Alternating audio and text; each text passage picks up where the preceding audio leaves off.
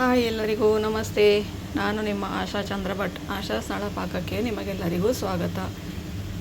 ನಾವಿವತ್ತು ಬೆಂಡೆಕಾಯನ್ನು ಉಪಯೋಗಿಸಿಕೊಂಡು ಒಂದು ಸಿಂಪಲಾಗಿ ರುಚಿಕರವಾದ ಹಾಗೂ ಆರೋಗ್ಯಕರವಾದ ಒಂದು ಸಾಯಂಕಾಲದ ಸ್ನ್ಯಾಕ್ ಅಥವಾ ಮಧ್ಯಾಹ್ನ ಪಲ್ಯದ ಬದಲಿಗೆ ಊಟದ ಜೊತೆಗೆ ಉಪಯೋಗಿಸುವಂತಹ ಒಂದು ವಡೆಯನ್ನು ಹೇಗೆ ಮಾಡೋದು ಅಂತ ಹೇಳೋದನ್ನು ಹೇಳಿಕೊಡ್ತಾ ಇದ್ದೇವೆ. ಬನ್ನಿ ಸ್ನೇಹಿತರೆ, ಈಗ ಬೆಂಡೆಕಾಯಿ ವಡೆ ಮಾಡೋದು ಹೇಗಂತೇಳಿ ನೋಡುವ. ಬೆಂಡೆಕಾಯಿಯ ವಡೆ ಮಾಡಲಿಕ್ಕೆ ನಾನಿಲ್ಲಿ 10 ಬೆಂಡೆಕಾಯನ್ನು ನೋಡಿ ಸಣ್ಣದಾಗಿ ಹೆಚ್ಚಿಟ್ಕೊಂಡಿದ್ದೀನಿ. ಎಷ್ಟು ಸಣ್ಣಕ್ಕೆ ಸಾಧ್ಯವೋ ಅಷ್ಟು ಸಣ್ಣದಾಗಿ ಹೆಚ್ಚಿಟ್ಕೊಳ್ಬೇಕು. ಇದನ್ನು ಫಸ್ಟಿಗೆ ತೊಳೆದು ಒರೆಸಿ ಆಮೇಲೆ ಕಟ್ ಮಾಡಿಕೊಳ್ಬೇಕು. ಯಾಕಂದರೆ ನಾವು ಕಟ್ ಮಾಡಿಕೊಂಡ ನಂತರ ಅದನ್ನು ತೊಳಿಲಿಕ್ಕೆ ಆಗೋದಿಲ್ಲ. ಹಾಗಾಗಿ ಕಡಲೆಬೇಳೆಯನ್ನು 2 ಗಂಟೆ ನೆನೆಸಿಟ್ಕೊಂಡಿದ್ದೇನೆ. ನೋಡಿ, ಇಷ್ಟು ನೆನೆದರೆ ಸಾಕಿದು. ಒಂದು ದೊಡ್ಡ ನೀರುಳ್ಳಿಯನ್ನು ಚಾಪ್ ಮಾಡಿ ಇಟ್ಕೊಂಡಿದ್ದೇನೆ. ಹಾಗೆ ಇದಕ್ಕೆ ಉಳಿದ ಮಸಾಲೆಗಳಂದರೆ ಒಂದು ಸಣ್ಣ ತುಂಡು ಚಕ್ಕೆ, ಜಸ್ಟ್ ಪರಿಮಳಕ್ಕೋಸ್ಕರ. ಆಮೇಲೆ ಒಂದು 5 ಲವಂಗ, 1 ಟೀ ಸ್ಪೂನಷ್ಟು ಜೀರಿಗೆ, ಹಾಗೆಯೇ ಒಂದು 4 ರಿಂದ 5 ಎಸಳು ಬೆಳ್ಳುಳ್ಳಿ, 1 ಇಂಚಷ್ಟು ಶುಂಠಿ. ಹಾಗೆ ಇಲ್ಲಿ ನಾವು ಹಸಿಮೆಣಸು ಹಾಕ್ತಿಲ್ಲ, ಖಾರ ಕೆಂಪು ಮೆಣಸು ಹಾಕ್ಕೊಳ್ತಾ ಇದ್ದೇವೆ. ರುಚಿಗೆ ಬೇಕಾದಷ್ಟು ಉಪ್ಪು. ಇವಿಷ್ಟಿದ್ರೆ ಒಂದು ರುಚಿಯಾದ ಬೆಂಡೆಕಾಯಿ ವಡೆ ಮಾಡಿಕೊಳ್ಬೋದು ನಮಗೆ. ಮೊದಲಿಗೆ ಈ ಮಸಾಲೆಗಳನ್ನು ಹುಡಿ ಮಾಡಿಕೊಳ್ಳುವ. ಮಿಕ್ಸಿ ಜಾರಿಗೆ ಜೀರಿಗೆ, ಲವಂಗ ಹಾಗೂ ಚಕ್ಕೆ ಹಾಕ್ಕೊಳ್ತಾ ಇದ್ದೇನೆ. ಹಾಗೆಯೇ ಉಳಿದಂತಹ ಮೆಣಸು, ಬೆಳ್ಳುಳ್ಳಿ, ಶುಂಠಿ. ಇದರ ಜೊತೆಗೇ ನಾನು ಕಲ್ಲುಪ್ಪನ್ನು ಹಾಕ್ಕೊಳ್ತೇನೆ. ನಾನು ಕಲ್ಲುಪ್ಪು ಹಾಕ್ಕೊಳ್ಳೋದು, ಹಾಗಾಗಿ ನಾನು ಇದರ ಜೊತೆಗೆ ಹಾಕ್ಕೊಳ್ತೇನೆ, ಅದು ಹುಡಿ ಆಗಲಿ ಅಂಥೇಳಿ. ಹಾಗೆ ಮಸಾಲೆ ಕೂಡ ನಾವು ಉಪ್ಪು ಹಾಕೋದ್ರಿಂದ ಕರೆಕ್ಟಾಗಿ ಹುಡಿ ಆಗ್ತದೆ. ಹಾಗೆ ಇದನ್ನು ಇದಕ್ಕೆ ಹಾಕ್ಕೊಳ್ತಾ ಇದ್ದೇನೆ ನಾನು. ಇದೆಲ್ಲವನ್ನು ಕೂಡ ತರಿ ಹುಡಿ ಮಾಡಿಕೊಂಡೆ. ಇದಕ್ಕೆ ಈಗ ಕಡಲೆಬೇಳೆಯನ್ನು ಹಾಕಿ ತರಿ ರುಬ್ಬಿಕೊಳ್ಳುವ.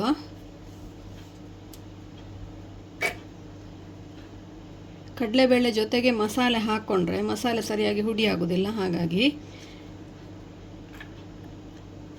ನಾನು 2 ಸತಿ ಹಾಕಿ ರುಬ್ಬಿಕೊಳ್ತೇನೆ ಅದನ್ನು. ನೀರು ಹಾಕಲಿಕ್ಕಿಲ್ಲ ಇದಕ್ಕೆ. ನೋಡಿ, ಈ ಥರ ತರಿ ಹುಡಿ ಆದರೆ ಸಾಕಿದು. ಇದನ್ನು ಬೆಂಡೆಕಾಯಿಗೆ ಹಾಕ್ಕೊಳ್ತೇನೆ ನಾನು.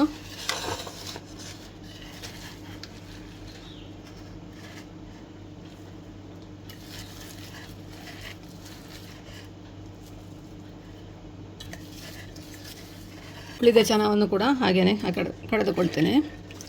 ಇಲ್ಲಿ ನೀರಿಗೂ ನಾವು ಇಲ್ಲಿ ಕೂಡ ಉಪಯೋಗಿಸೋದಿಲ್ಲ. ಇದನ್ನು ನೆನೆಸಿದ ನೀರೇ ಸಾಕಾಗ್ತದೆ ಅದಕ್ಕೋಸ್ಕರ. ಉಪ್ಪು ನಾವು ಮಸಾಲೆ ಎಲ್ಲ ಅದಕ್ಕೆ ಹಾಕ್ಕೊಂಡಿದ್ದೇವೆ, ಹಾಗಾಗಿ ಇನ್ನು ಪುನಃ ಮಸಾಲೆ ಹಾಕ್ಕೊಳ್ತಾರೆ. ಇದನ್ನು ಜಸ್ಟ್ ಒಂದು 2 ರೌಂಡು ತರಿ ರುಬ್ಬಿ ಹುಡಿ ಮಾಡಿಕೊಳ್ತೇನೆ. 2ನೇ ಸತಿ ರುಬ್ಬಿದ್ದನ್ನು ಕೂಡ ಅದಕ್ಕೆ ಹಾಕ್ಕೊಳ್ಳುವ.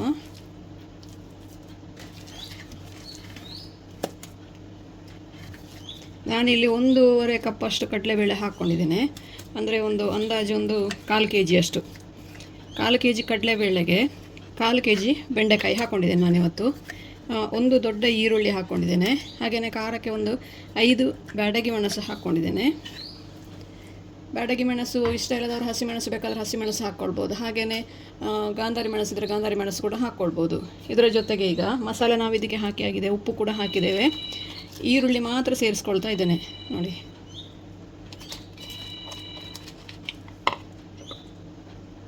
ಇದನ್ನು ಈಗ ಚೆನ್ನಾಗಿ ಮಿಕ್ಸ್ ಮಾಡಿಕೊಳ್ಳುವ ಒಮ್ಮೆ.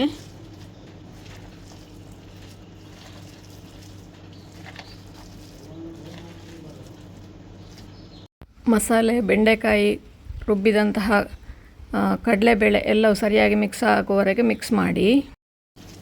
ನಮ್ಮ ವಡೆಯ ಹಿಟ್ಟು ರೆಡಿ ಆಯಿತು. ಇನ್ನೀಗ ನಮಗೆ ಎಷ್ಟು ದೊಡ್ಡ ವಡೆ ಬೇಕು ಅಷ್ಟು ದೊಡ್ಡ ಅದನ್ನು ಉಂಡೆ ಕಟ್ಟಿಕೊಂಡ್ರೆ ಆಯಿತು. ನಿಮಗೆ ಯಾವ ಸೈಜಿನ ವಡೆ ಬೇಕು ಆ ಸೈಜಿನ ಉಂಡೆ ಮಾಡಿಕೊಳ್ಳಿ. ಮೊದಲಿಗೆಲ್ಲವನ್ನು ಉಂಡೆ ಮಾಡಿ ಇಟ್ಕೊಳ್ಳೋದು ನಮಗೆ ಸುಲಭವಾಗಿ ಬೇಗ ವಡೆ ತಟ್ಟಿ ಹಾಕಲಿಕ್ಕೆ ಆಗ್ತದೆ. ಅಷ್ಟೊತ್ತಿಗೆ ನೀವು ಎಣ್ಣೆ ಬಿಸಿ ಆಗಲಿಕ್ಕೆ ಇಟ್ಕೊಳ್ಳಿ. ಎಣ್ಣೆ ಬಿಸಿ ಆಗುವಷ್ಟೊತ್ತಿಗೆ ನಮ್ಮದು ಉಂಡೆ ಮಾಡಿ ಆಗ್ತದೆ. ಎಣ್ಣೆ ಬಿಸಿ ಆಗುವಷ್ಟೊತ್ತಿಗೆ ನಾವು ಉಂಡೆಗಳನ್ನು ಮಾಡಿ ಇಟ್ಟರೆ ನಮ್ಮ ಸಮಯ ಕೂಡ ಉಳಿತಾಯ ಆಗ್ತದೆ. ಕಡಲೆಬೇಳೆ ನೆನೆಯಲಿಕ್ಕೆ ಹಾಕಿದರೆ 10 ನಿಮಿಷದೊಳಗೆ ಇದನ್ನು ಮಾಡಿಕೊಳ್ಬೋದು. ಎಲ್ಲ ಉಂಡೆಗಳನ್ನು ಕೂಡ ರೆಡಿ ಮಾಡಿ ಇಟ್ಕೊಳ್ಳೋದಾಯಿತು. ಎಣ್ಣೆ ಬಿಸಿಯಾಗಿದೆ. ಒಂದೊಂದೇ ವಡೆಗಳನ್ನು ತಟ್ಟಿ ಹಾಕ್ಕೊಳ್ಳುವ. ನೋಡಿ, ಜಸ್ಟ್ ಹೀಗೆ ಪ್ರೆಸ್ ಮಾಡಿದರೆ ಸಾಕು. ದಪ್ಪ ನೋಡಿ ಇದರದ್ದು. ತುಂಬ ದಪ್ಪ ಮಾಡೋದ್ರಿಂದ ಒಳಗಡೆ ಬೇಯುವುದಿಲ್ಲ. ಹಾಗಾಗಿ ನಾನೊಂದು ಸ್ವಲ್ಪ ಸಣ್ಣದಾಗಿ ಸ್ವಲ್ಪ ತೆಳ್ಳಗೇನೆ ಹಾಕ್ಕೊಳ್ತೇನೆ ಅದನ್ನು. ಮೊದಲೇ ಉಂಡೆ ಮಾಡಿ ಇಟ್ಕೊಂಡ್ರೆ ನೋಡಿ ಈ ಥರ ಬೇಗ ಬೇಗ ಒತ್ತಿ ಅದನ್ನು ಹಾಕ್ಲಿಕ್ಕೆ ಆಗ್ತದೆ. ಇಲ್ಲ ಉಂಡೆ ಮಾಡಿ ಹಾಕೋದು ಅಂದರೆ ತುಂಬ ನಿಧಾನ ಆಗ್ತದೆ ಅದು. ಅದರಿಂದ ಈ ಥರ ಉಂಡೆ ಮಾಡಿ ಇಟ್ಕೊಳ್ಳೋದ್ರಿಂದ ನಮ್ಮ ಸಮಯ ನೋಡಿ ಎಷ್ಟು ಉಳಿತಾಯ ಆಗ್ತದೆ ಅಂತ ಹೇಳಿಕೊಂಡು ಇದೇ ಥರ ಮಾಡಲಿಕ್ಕೆ ಸುಲಭ ಆಗ್ತದೆ ನಮಗೆ. ಒಂದು ಸತಿಗೆ ಇದರಲ್ಲಿ ಎಷ್ಟು ಹಿಡಿತದೆ ಅಷ್ಟು ಹಾಕ್ಕೊಳ್ಬೋದು. ಹಾಕಿ ಒಂದು 2-3 ನಿಮಿಷದವರೆಗೆ ಅದನ್ನು ಮುಟ್ಲಿಕ್ಕೆ ಹೋಗಬೇಡಿ. ಆಮೇಲೆ ಅದನ್ನು ಟರ್ನ್ ಮಾಡಿ 2 ಕಡೆ ಕೂಡ ಚೆನ್ನಾಗಿ ಬೇಯಿಸ್ಕೊಳ್ಳುವ. ಹಾಕಿದ ಕೂಡಲೇ ಹಾಕಿದರೆ ಅದೆಲ್ಲ ಒಡೆದು ಹೋಗ್ತದೆ.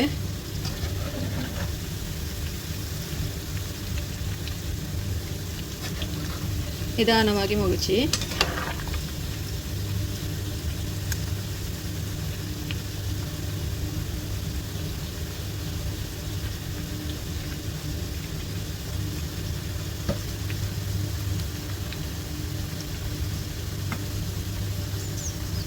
ಇದೊಂದು 3-4 ನಿಮಿಷ ಬೇಕಾಗ್ತದೆ ಬೇಯಲಿಕ್ಕೆ.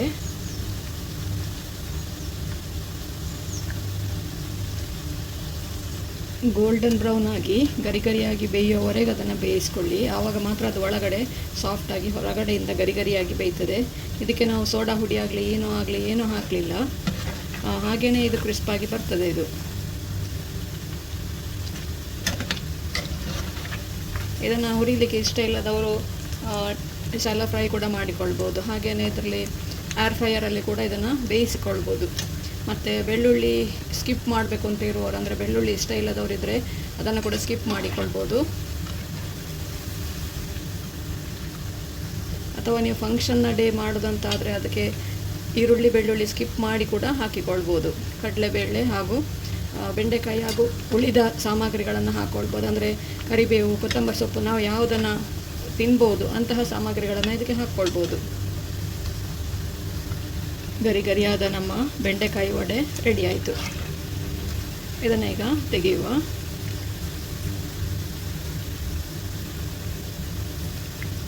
ನೋಡಿ ಎಷ್ಟು ಕ್ರಿಸ್ಪಾಗಿ ಬೆಂದಿದೆ ಅಂತ ಹೇಳಿಕೊಂಡು.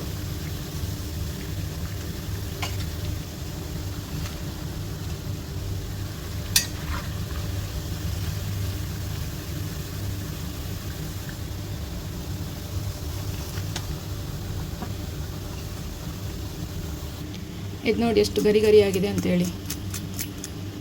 ಒಳಗಡೆ ನೋಡಿ ಸಾಫ್ಟಾಗಿ.